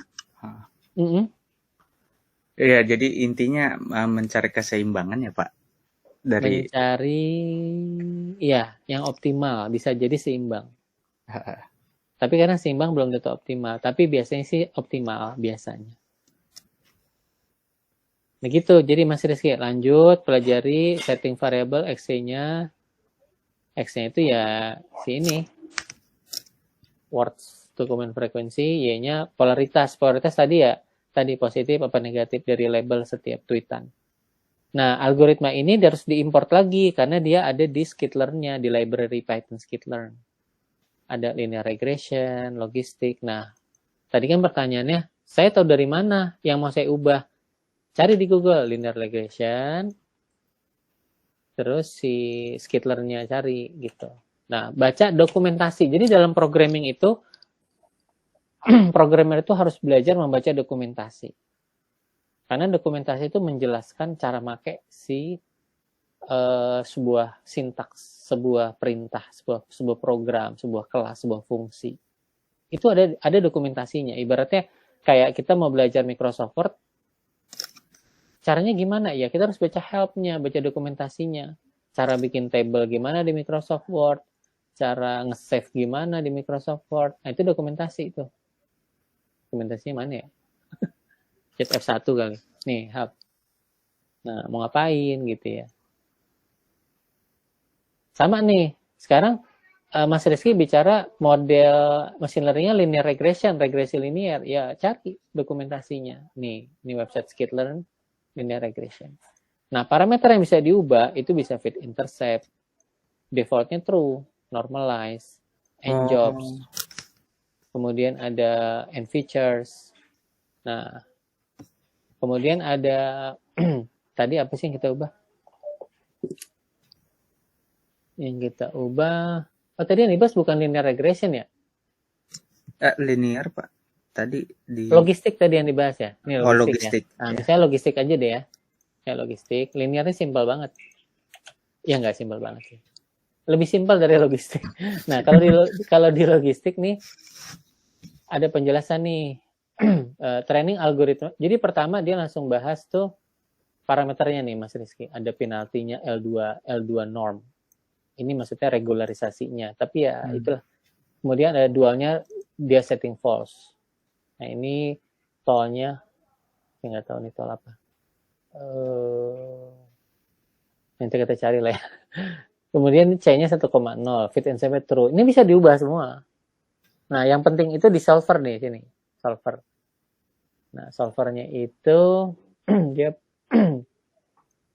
nih LBFJS, Saga, Newton CG gitu. Oke. Saya tahu Iya, dari Pak. situ tadi. Ah. Tapi tol ini adalah toleransi untuk stopping kriteria. Ini kayak apa ya? Error gitu ya. Errornya 0,001 nih, 10 Tapi kita bisa ganti-ganti. Ini false bisa kita ganti ke true misalnya. Ini bisa saya ganti ke 1E⁻⁻3. Caranya gimana? Copy aja. Tol. Nggak segini. Saya nggak mau nih. Saya ubah aja di sini. Ini masih kelihatan nggak? Oke, ya. Tuh, saya gituin. Terasinya biar cepet ya, 3 kali aja. Nah, gitu. Ini lebih cepet nih, nggak nyampe 40 menit nih harusnya. Paling ya semenit kali. Lama banget ya. Si Newton CG ini lama banget. Tapi dari hasil yang sudah keluar itu dibacanya atau nanti untuk jadi asumsi ya? Nah, ini kan proses training. Baru mencari parameter terbaik. Kayak fungsi kuadrat tadi, A, B, C yang terbaik tuh A-nya harusnya berapa sih gitu. B-nya harusnya berapa sih supaya data itu bisa kita fit, kita modelkan dengan fungsi matematik. Gitu. Fungsi matematik itu apa ya? Misalnya kayak fungsi matematik itu misalnya kayak fungsi kuadrat ya. Setiap input dikuadratin. Ya udah. Sekarang dia dikuadratinnya harus dikali berapa? Susah saya jelasin gimana ya? Agak kompleks matematik. Objektif ya, Pak. Kayak semacam gini. Kalau Mas Rizky lomba 17-an, itu udah pasti harus kerupuk dulu yang dimakan. Nah, itu apa ya? Standar hidup gitu loh. Iya. Iya kan? Kalau Muslim harus sholat subuh gitu misalnya. Iya. Itu udah kode etik yang nggak bisa dirubah gitu. Nah, sama model nih, kode etiknya yang terbaik apakah dia A-nya 5, apa A-nya 0,5 kita nggak tahu. Kita cari. Yang bisa menghasilkan fungsi objektifnya itu terbaik gitu. Profitnya maksimal, penggunaan bensin minimal, tergantung apa yang mau kita tingkatkan gitu ya, kita optimalkan. Nah, setelah kita dapat model terbaik, kita bahas terhadap fungsinya. Kita bahas. Kalau di sini kan di Colab ini dia mencari model yang bisa memprediksi apakah sentimen itu memang positif negatif secara akurat, ya kan? Jadi semakin akurat prediksi sebuah tweet, apakah dia sentimennya positif negatif, itu semakin bagus. Nah, ini ada proses di sini evaluasi, predicting di sini akurasinya berapa. Nah ini kan misalnya kayak logistic regression menebaknya I love this kitten, kucing ini 0,9 gitu. Kalau random forest sekian, kalau SVC, NFB sekian gitu.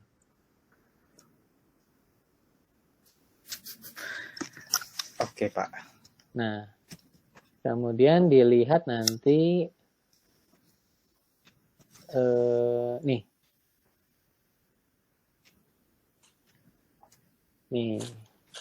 Nah, ini hasil akurasinya. Hasil akurasinya ini agak-agak nyebelin ya. Mas Adi, ini ada akurasi langsung nggak dia ngomong? Enggak ya? Ini conversion matrix nih. Enggak, Pak. Enggak. Harus dimunculin pakai function lagi, Pak. Nah, harus pakai function lagi. Dan ini maksudnya apa? Biar Anda tidak Anda mikir lebih dalam gitu loh. itu soalnya cuman true false positif, false negatif, Iya. sama positif true Iya, negatif. ini conversion matrix, akurasinya begini rumusnya. Sesuatu yang harusnya negatif diprediksi tepat negatif, jumlahnya 3057. Terjadi ketepatan, tapi ada kesalahan. Sesuatu is negatif, dia negatif menurut label. Jadi anggaplah sudah ada expert yang melabelkan komentar itu negatif. Tapi diprediksinya positif oleh si logistic regression. Ini salah, Mas Rizky. Kita taruh nanti di bawah. 3057 ditambah 710. Ini kalau perlu saya jelasin ini kan dari mana rumusnya. Nah, yang maunya adalah kalau negatif ya negatif. Kalau dia positif, prediksinya positif dong. Gitu. 3099. Nah, maunya jumlah kesalahan sesuatu yang negatif, sentimen negatif diprediksi positif, maunya di sini 0, di sini 0. Tapi karena ini nggak 0, maka akurasinya tidak bisa 100%. Gitu.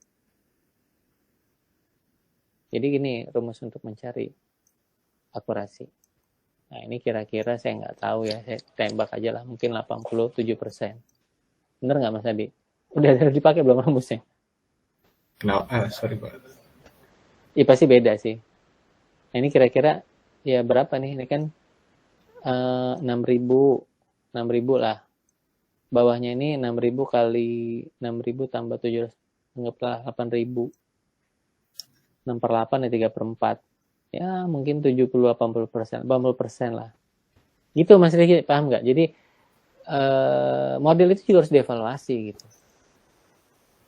70-an sih Pak. 70 ya? Biasanya. Iya. Enggak biasanya, emang keluarnya 75. Katanya 75. kan di bawah juga 75. Emang 75 sih Pak. Iya, 6/8 itu 3/4 ya, 75 lah kurang lebih. Tadi saya salah aja nulis 87. Kebanyakan. Tapi maksudnya gitu Mas Rizky. Jadi apa ya? Kita mungkin jadi montir mobil tuh ya udah saya bisa ganti ban, saya bisa ganti mesinnya. Tapi cara kerja mesin saya nggak ngerti, nggak apa-apa lah gitu. Saya mentoleransi itu sebagai dosen. Mahasiswa, Mas Adi mungkin belum tahu secara detail logistic regression itu matematiknya gimana, LBFJ, nggak apa-apa.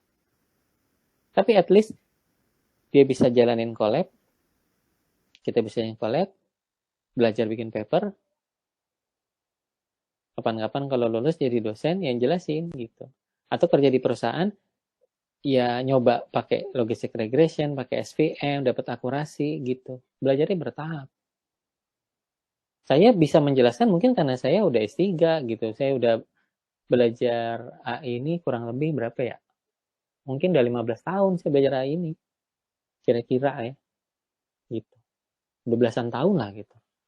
Baru saya bisa menjelaskan seperti ini. Ini kan baru belajar nih.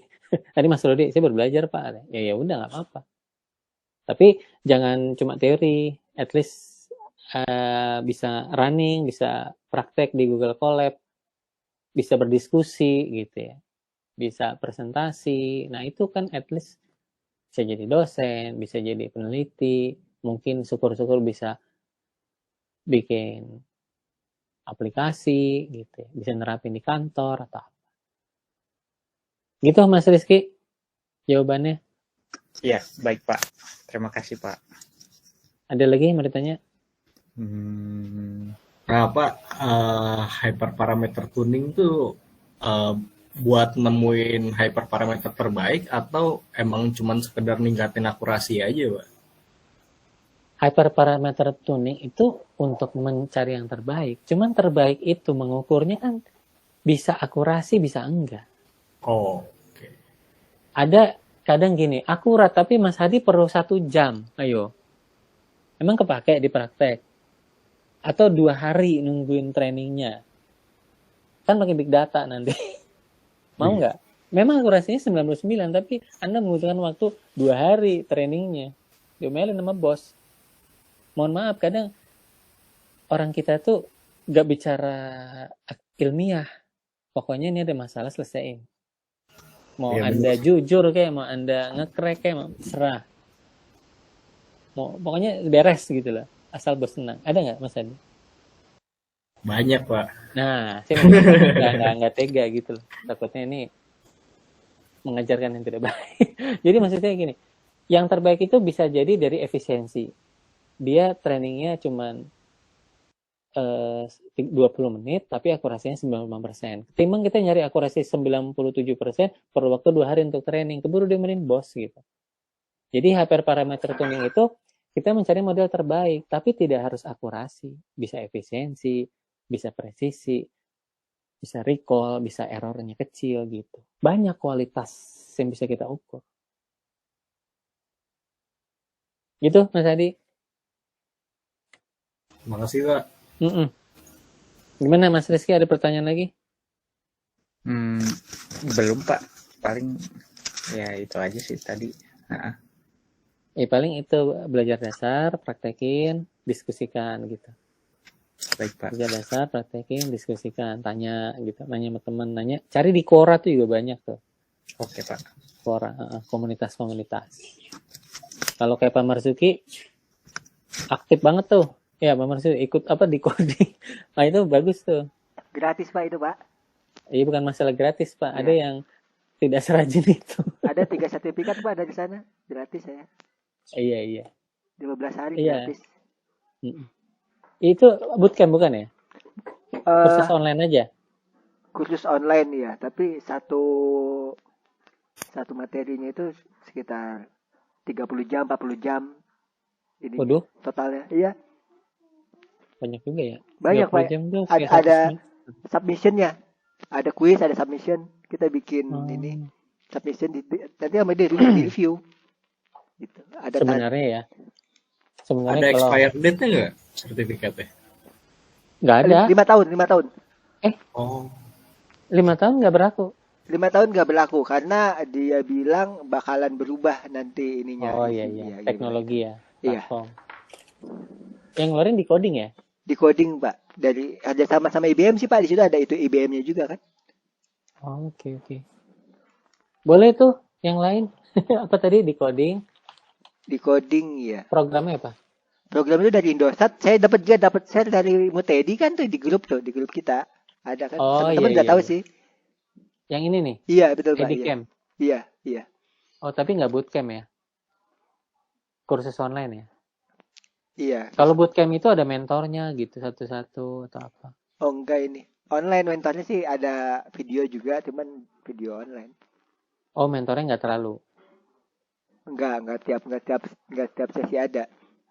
Ikut yang machine ada learning tuh. Ada landing page-nya machine learning ada 5 dia. Boleh nih gratis, silakan. Iya, ada lagi yang mau nanya? Silakan. Mas Faiz.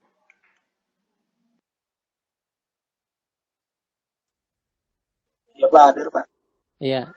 Ada yang mau ditanyain nggak? Ini kamu Kominfo nih kerjasama? Iya Pak, tadi barusan saya mau mandi. Oh ya. Ya. Ini sih Pak, kalau saya lagi mendalami bukan mendalami ya. Ini boot chat ya Pak ya? Bootcamp. Bootcamp. Bootcamp. Mendalami apa? Nggak tahu. Chatbot. Bootcamp. Chatbot. Oh chatbot. Lagi ngomong camp nih. Iya. Chatbot. Nah itu chatbot. Apa Pak ya? Maksudnya di pengembangan ke AI kayak ditempelin ke CCTV itu gimana gitu loh Pak? Ditempelin di CCTV. Maksudnya CCTV-nya bisa kan ada tuh sekarang CCTV yang bisa ngomong tuh Pak. Waduh.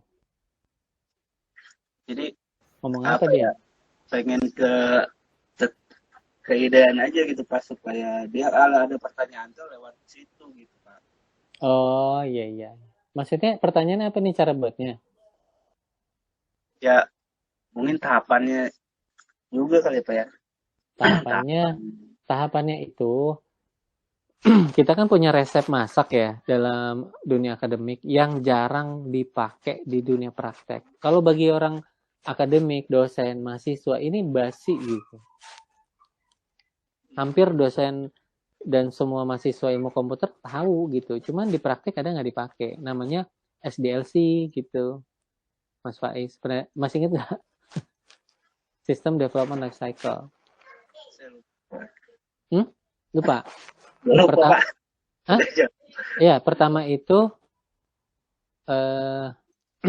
kalau diloncat ya analisis kebutuhan. Jadi Mas Faiz kebutuhannya apa gitu?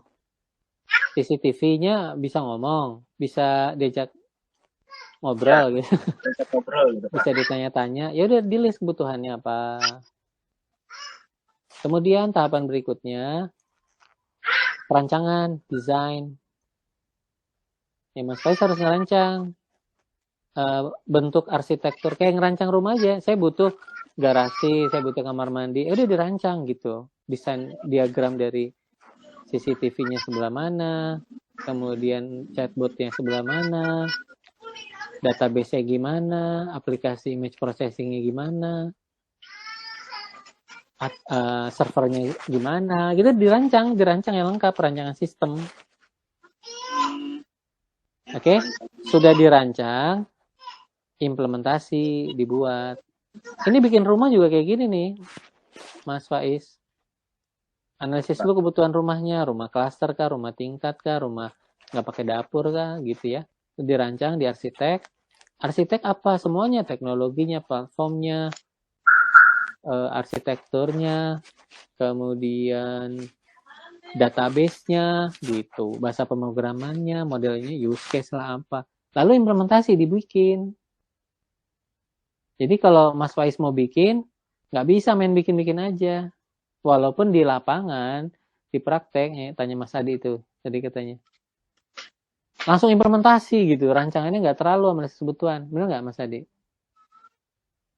Iya Pak. Apaan ya? Beneran? Rancangannya langsung build up dari library-nya biasanya kan nggak kita rancang dulu dari awal gitu karena nggak bener-bener rancang gitu ya? Iya.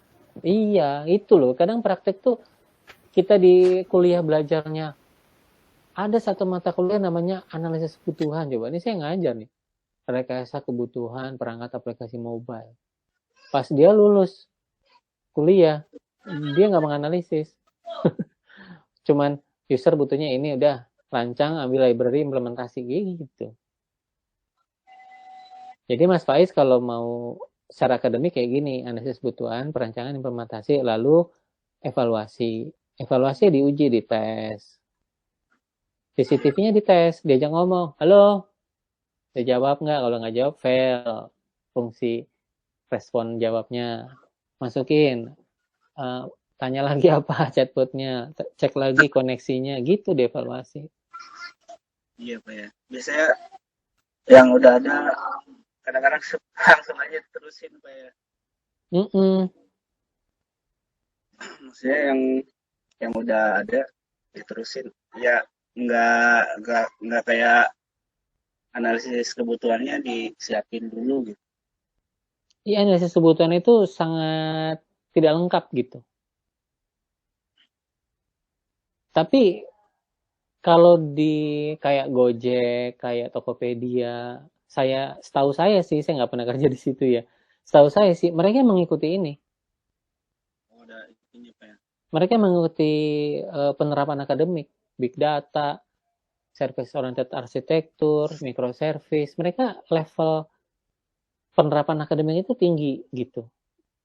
Jadi dia nggak kayak perusahaan-perusahaan standar yang rancang sedikit, implementasi. Enggak, dia punya tim besar yang mungkin lulusan-lulusan terbaik se-Indonesia gitu. Mungkin lulusan luar negeri yang sudah bisa menerapkan best practice akademis gitu. Memang orang-orang yang jago gitu ya, jago di bidangnya. Nah, kalau iya, materinya itu dapetnya dari mana itu Pak? SDLC. Ya. Di software engineering bisa. Software engineering di rekayasa perangkat lunak. Oh, di RPL-nya.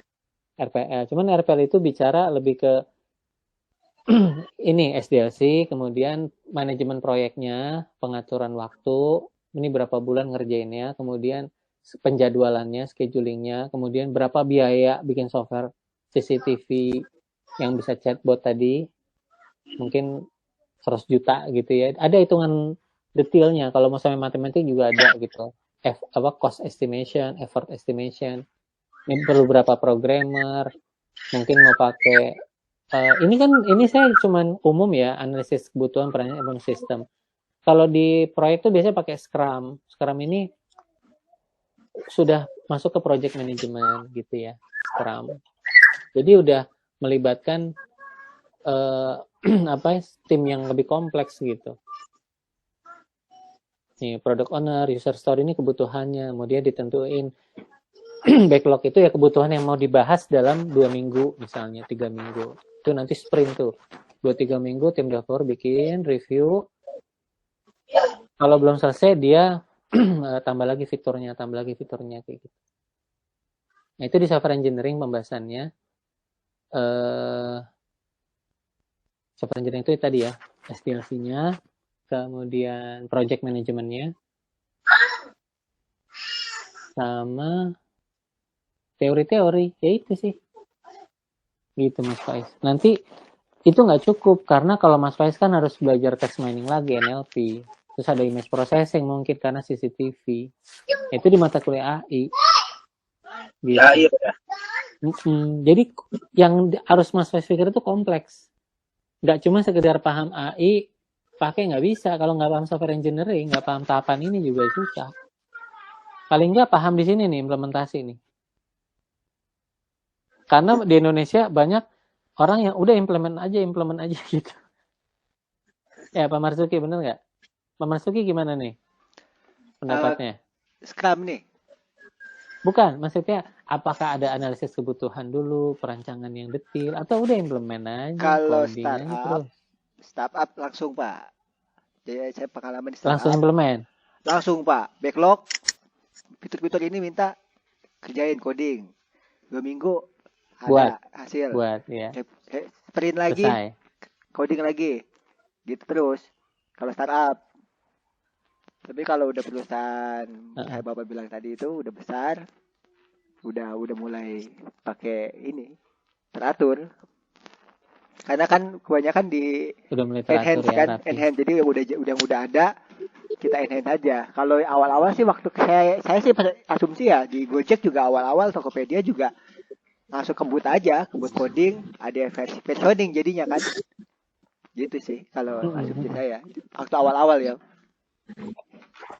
Iya. Ya gitu Mas Faiz.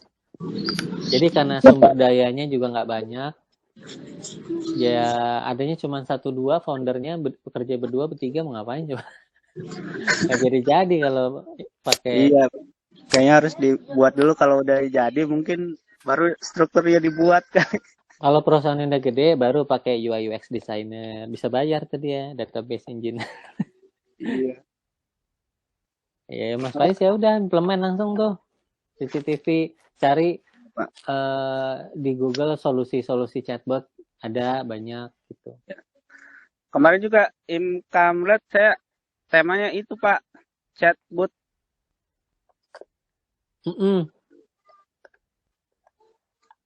Yang terakhir. Iya. Cuman nggak tahu deh Pak, bener apa enggaknya itunya. Cuman masih dasar sih Pak. Iya, ya kayaknya sih ada salah lah, dikit. Mau bilang banyak gak enak. Ya nggak apa-apa kan, belajar. Oke, silakan yang lain, ada yang mau nanya?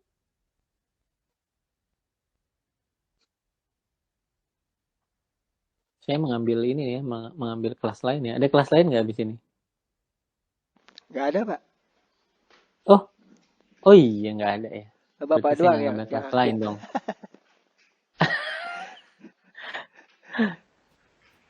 Iya, ini ya, saya itu prihatin sama diri saya sendiri sama mahasiswa juga gitu. Maksudnya saya prihatin tuh gini, kadang kita belajar tapi dampaknya apa gitu, benar nggak sih? Iya Pak, kurang diimplementasiin aja Pak ininya yang hasil belajar ya. Iya. Saya lebih kasihan lagi anak SD SMP tuh, SMA duduk di kelas, suruh ngerjain tugas. Kapan dia mau kreatif berkembang gitu? Dan diatur, banyak banget aturannya, harus begini. Pas udah lulus lupa juga. Iya nggak? Dulu Iya, katanya bener. udah pernah dengar belajar matematik, tapi sekarang saya tanya lupa sebagian kan. Saya prihatin gitu. Sama diri saya sendiri juga sih. Benar Pak. Jadi makanya saya mencoba untuk mengajar dengan cara yang lebih merdeka gitu. Ya saya nggak tahu ini benar apa enggak, saya nggak tahu ya. Tapi menurut saya sih mungkin ya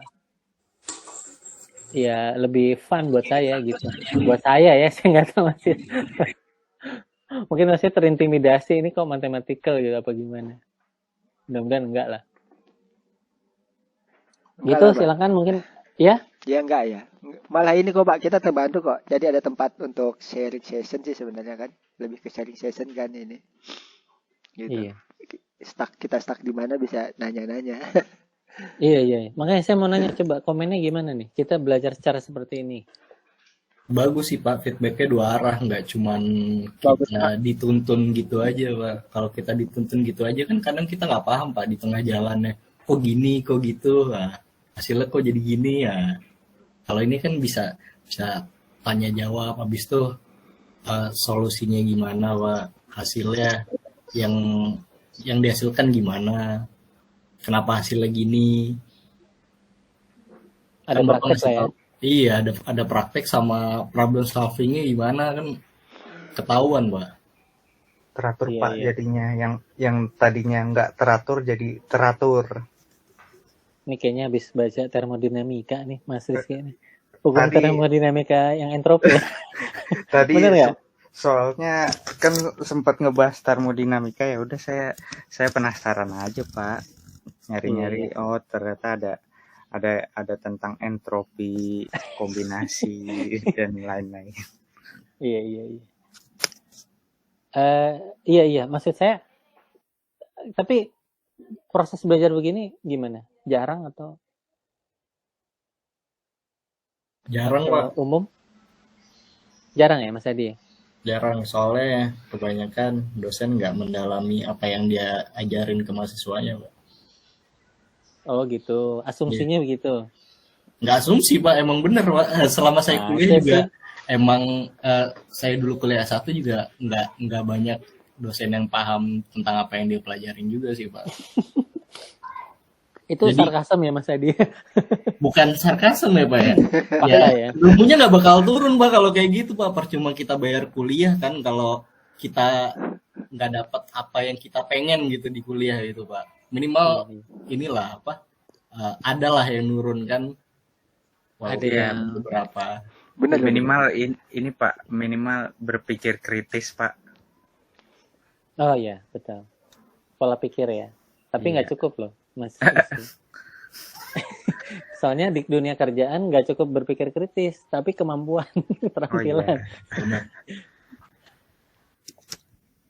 Iya, tapi kan maksudnya gini, ketika kita bilang dosen itu kurang memahami, itu kan dosennya gimana ya, ngambek nanti, enggak ya, Mas Adi?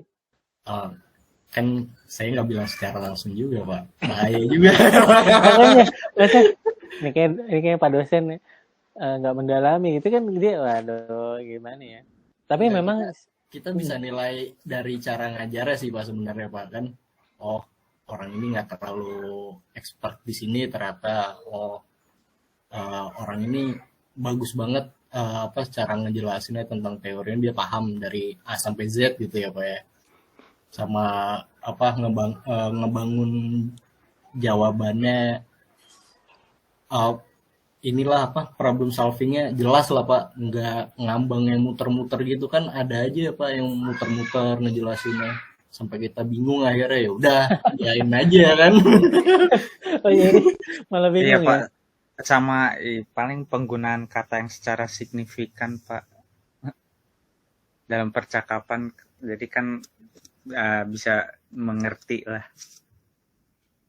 Iya. Ya saya nggak tahu sih, cuman saya sih berpikir kayak ini ya, saya cek nih ya, teaching in Finlandia nih. Ini teaching in Finlandia nih ternyata ya salah satu stylenya itu 45 menit break gitu. Break itu game yang membuat si siswa itu saling kenal gitu. Cair sesama siswa. 15 menit aja itu gamenya apa, kayak siapa sih yang akhir bulan Januari kayak gitu. Itu ada game-game kayak gitu, ice breaking. Kemudian belajar itu mereka nggak harus duduk. Ada meja yang berdiri, ada yang kayak bola buat olahraga gitu. Jadi dengerin guru tuh agak merdeka gitu. Kayak boleh sambil berdiri, boleh sambil. Ada juga muridnya, Bu, saya keluar kelas ya, saya mau izin, saya mau bikin kue, mau jualan kue. Dia jualan di kantin gitu. Finlandia nih, Finlandia style. Kemudian juga orang tua si guru itu, si dosen misalnya, dia kenal sama guru mungkin ya. Guru tuh kenal sama orang tua murid gitu.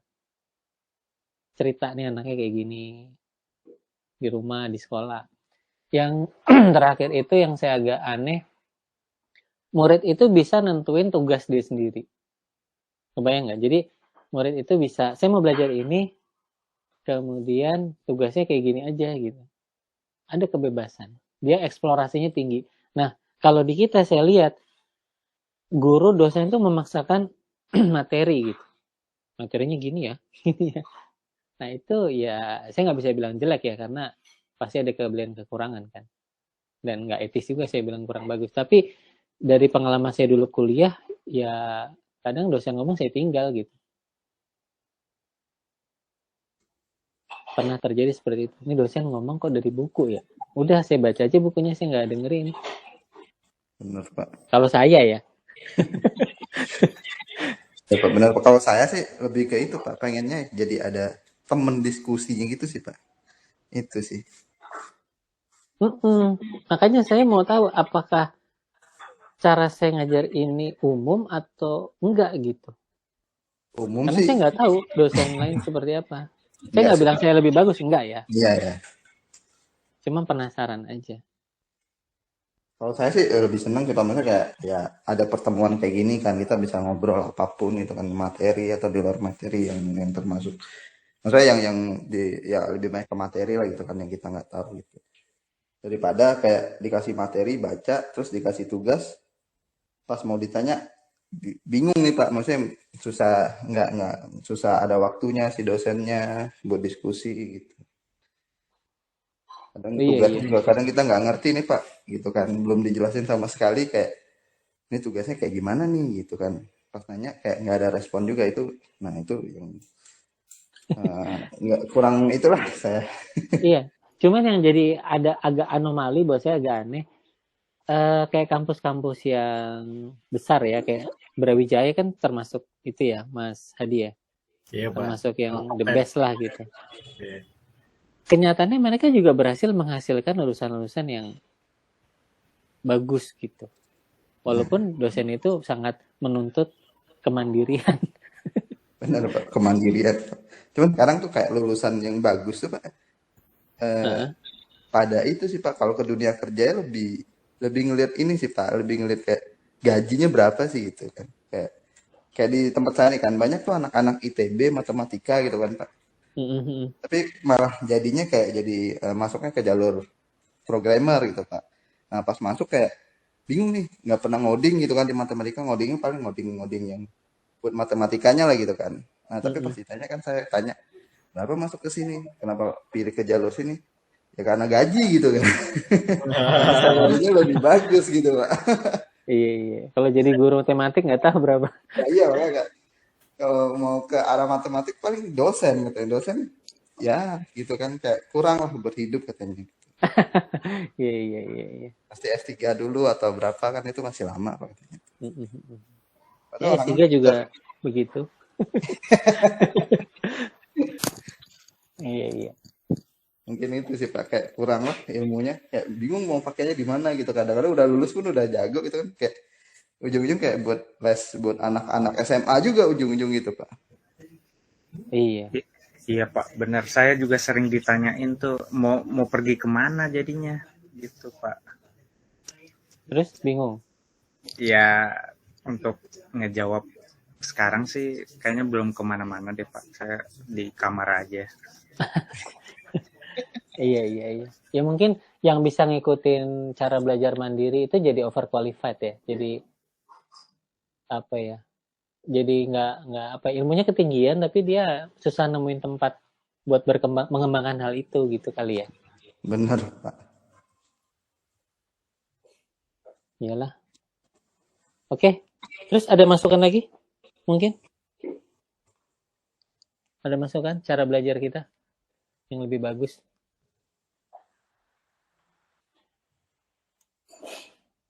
Halo? Oke sih Pak, menurut saya. Udah oke sih Pak, udah cukup sih Pak. Kalau saya kalau memang itu ada diskusi lagi sih, masih lebih bagus.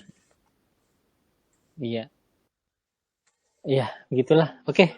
Nggak ada yang lain lagi ya? Nanti sore gimana? Kita kuliah lagi atau? Cukup dulu. Cukup ya? Cukup dulu ya. Iya. Oke, mungkin gitu aja ya. Cuman saya cuma bisa bilang gitu ya. Jadi kalau boleh apa yang kita pelajari itu nggak cuma untuk dihafal gitu ya. Tapi juga sesuatu yang bisa memberikan dampak. Kalau nggak buat kita, buat orang lain gitu kan. Kita bisa ajarin lagi ke yang lain. Kita bisa bikin blog ya. Pak Marsudi boleh tuh bikin tulisan ya itu boleh tuh ada dampaknya juga. Walaupun setengah model nekat ya Pak Marsudi ya. Iseng sih Pak, itu model iseng aja. Iya pokoknya dicoba aja gitu ya. Coba kirim Cinta 2 di reject, hilang itu kan ya sakit hati tapi belajar banyak ya dari situ. Betul Pak ya. Oke, sip. Oke, mungkin gitu aja. Makasih semua. Terima kasih Pak. Assalamualaikum warahmatullahi wabarakatuh. Waalaikumsalam. Masih Pak. Assalamualaikum warahmatullahi wabarakatuh.